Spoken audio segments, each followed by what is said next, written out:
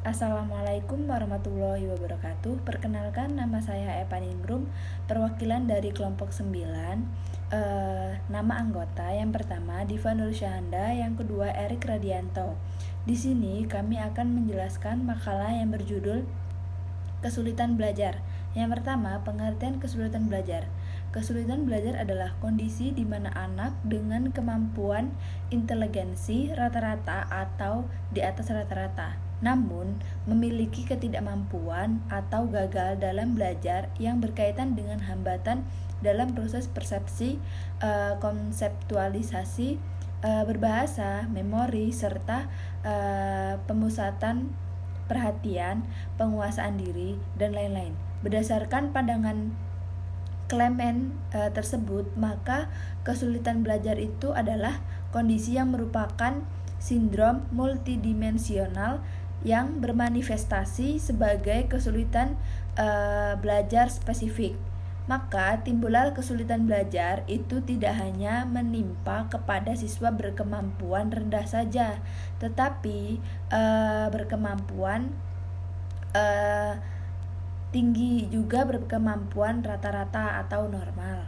Yang kedua itu faktor-faktor kesulitan belajar.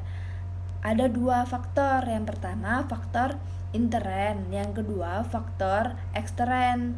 Faktor intern itu di dalamnya ada fisiologi. Fisiologi itu dari faktor fisik dari anak itu sendiri, bawaan anak itu sendiri, atau penyakit yang dibawa oleh anak itu sendiri.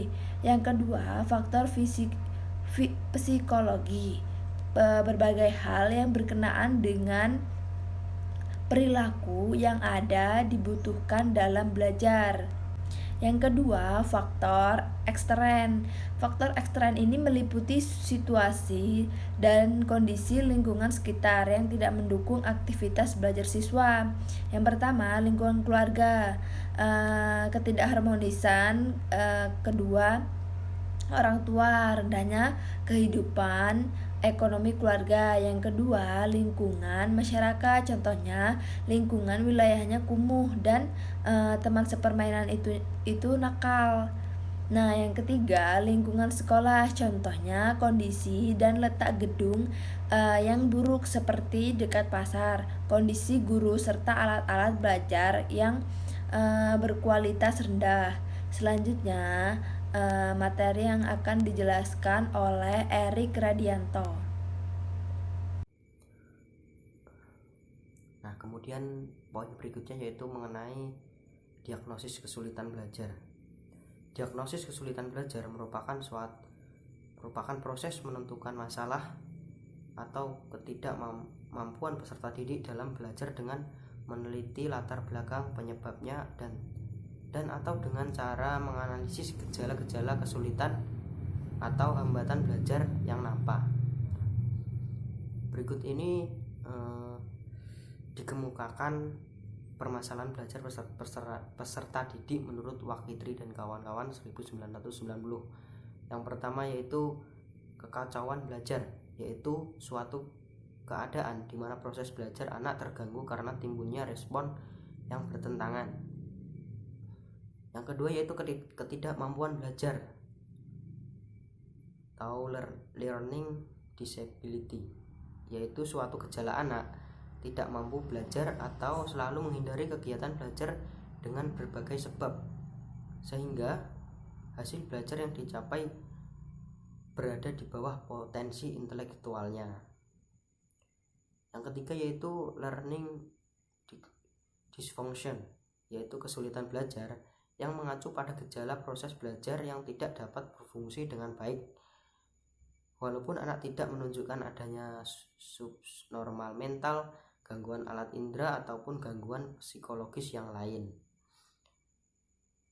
Yang keempat yaitu underachiever, adalah suatu kesulitan belajar yang terjadi pada anak yang memiliki potensi intelektual tergolong di atas normal, tetapi prestasi belajar yang dicapai tergolong rendah. Yang terakhir yaitu lambat belajar. Lambat belajar adalah kesulitan belajar yang disebabkan anak sangat lambat dalam proses pembelajarannya. Kemudian yaitu peserta didik berkesulitan belajar. Nah, dapat dipahami bahwa peserta didik yang mengalami kesulitan belajar menunjukkan ciri-ciri sebagai berikut. Yang pertama yaitu prestasi belajarnya rendah, artinya nilai yang diperoleh di bawah nilai rata-rata kelompoknya.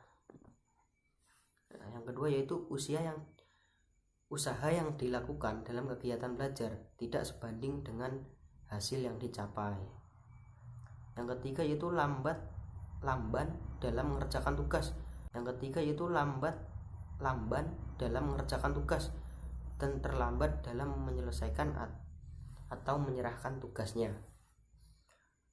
Yang keempat yaitu sikap acuh dalam mengikuti pelajaran dan sikap kurang wajar lainnya.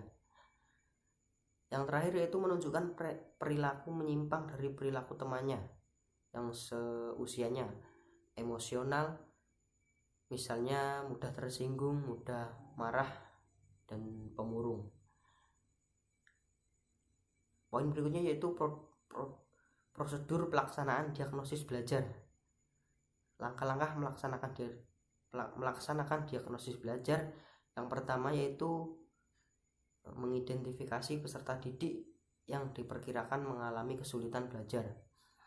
Yang kedua yaitu peserta didik yang mengalami kesulitan belajar dapat diketahui melalui observasi atau laporan proses pembelajaran.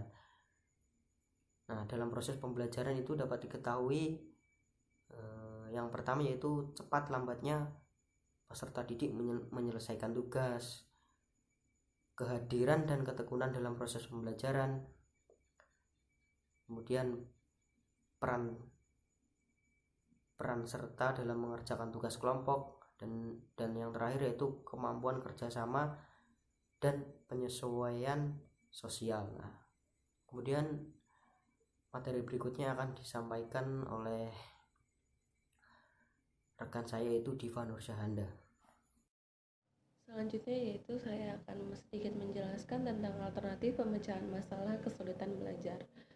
Ada beberapa alternatif pemecahan dalam kesulitan belajar. Yang pertama, observasi kelas. Maksudnya itu adalah melakukan pengamatan secara langsung kepada kelas tempat siswa belajar. Apakah kelas itu nyaman, rapi, dan bersih? Karena hal ini dapat sangat berpengaruh kepada peserta didik, terutama peserta didik yang mengalami kesulitan belajar. Bahkan tidak hanya yang mengalami kesulitan belajar, peserta didik normal pun tentunya akan merasakan kenyamanan ketika suasana kelasnya seperti yang saya sebutkan tadi. Dan tentunya itu dapat memotivasi siswa untuk lebih semangat lagi. Yang kedua, melakukan pemeriksaan alat indera. Nah, suatu sekolah hendaknya minimal melakukan pemeriksaan alat indera kepada peserta didik sebulan sekali ke desa atau dokter gitu. Karena kita sendiri tahu bahwa dalam proses belajar dan mengajar itu kita menggunakan alat indera. Nah, tidak menutup kemungkinan para siswa mengalami gangguan alat inderanya, dan itu menyebabkan kesulitan belajar karena ketidakberfungsiannya alat indera mereka atau alat indera mereka tidak berfungsi dengan baik gitu. Yang ketiga, teknik main peran. Nah, maksudnya ini adalah di sini guru melakukan kunjungan ke rumah peserta didik gitu. Di sana guru dapat melihat dan memperhatikan bagaimana sih peserta didik itu dan lingkungan sekitarnya. Karena lingkungan sekitarnya tentunya membentuk dan memberi motivasi kepada peserta didik. Apakah motivasinya itu membangun atau justru malah merusak peserta didik begitu. Nah, ini bisa menjadi alternatif pemecahan masalah karena dengan guru berkunjung langsung ke rumah peserta didik, guru dapat bertemu dengan orang tuanya dan menanyakan segala sesuatu yang berkaitan dengan peserta didik, tentunya berkaitan juga dengan masalah kesulitan belajarnya. Kemudian guru juga bisa memperhatikan lingkungan sekitarnya seperti apa dan kondisi rumahnya seperti apa, support system dari peserta didik ini seperti apa. Dari situ guru bisa menyimpulkan apa sih penyebab dari dari situ guru maksudnya bukan menyimpulkan, dari situ guru bisa memperoleh data yang nantinya akan bisa digunakan untuk mengetahui apa sih sumber penyebab kesulitan belajar dari si peserta didik ini tadi gitu. Terus yang keempat, tes diagnosis kecakapan atau tes IQ atau psikotes. Nah, dalam hal ini guru bisa melakukan tes diagnostik kecakapan dengan memberikan soal-soal gitu kepada peserta didik. Nah, IQ peserta didik itu dapat dilihat dari caranya menjawab pertanyaan-pertanyaan yang praktis dan sederhana. Jadi pertanyaan-pertanyaan ini simple, namun dari pertanyaan ini kita sebagai seorang guru dapat mengetahui apakah peserta didik ini mengalami kesulitan belajar atau tidak. Nah, alternatif yang terakhir yaitu menyusun program perbaikan. Nah, program perbaikan ini hendaknya dimulai dari guru terlebih dahulu gitu, karena sebagai seorang guru bagaimana bisa kita mengajarkan murid kita kebaikan sedangkan kita tidak melakukannya gitu. Itu sangat tidak adil gitu kan. Kita menuntut orang lain melakukan kebaikan, kok kita sendiri sebagai seorang guru yang mengajarkan, yang menjadi contoh peserta didik malah tidak melakukannya. Dan tentunya kita tidak menginginkan hal itu ya teman-teman. Jadi sebelum melakukan perbaikan, yang harus diperbaiki adalah diri kita terlebih dahulu sebagai seorang guru. Nah, selanjutnya itu ada beberapa tahapan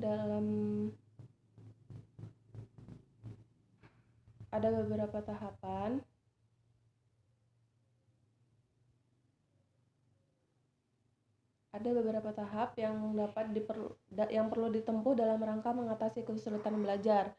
Yang pertama itu pengumpulan data. Untuk mengetahui sumber penyebab kesulitan belajar seorang siswa, maka dibutuhkan banyak informasi. Nah, informasi yang kita peroleh ini dapat diperoleh dengan pengamatan secara langsung, dan ini disebut dengan pengumpulan data. Selanjutnya itu pengolahan data. Data yang terkumpul dari kegiatan yang pada poin pertama tadi tentunya tidak akan berguna jika data itu tidak diolah. Maka yang selanjutnya, di tahap selanjutnya yang harus dilakukan adalah mengolah data yang kita peroleh tadi. Nah,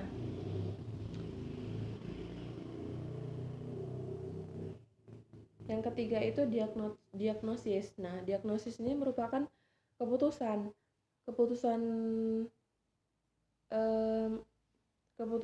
karena berdasarkan hasil perolehan data dan pengolahan data tadi. Nah, setelah itu kita bisa menyimpulkan kesulitan belajar apa yang dialami oleh siswa. Selanjutnya yaitu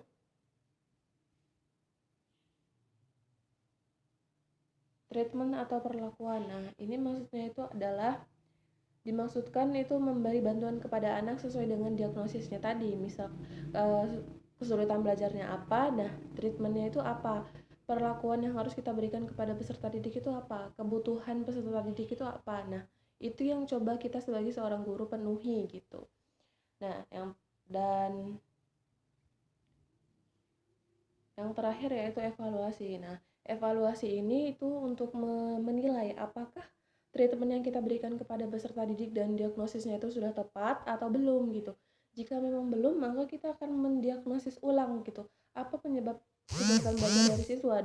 Itu dari situ nanti kita akan membuat treatment yang baru lagi gitu jika memang berbeda. Namun jika tetap tepat sasaran, maka kita melihat apakah treatment atau perlakuan yang kita berikan itu sesuai dan dapat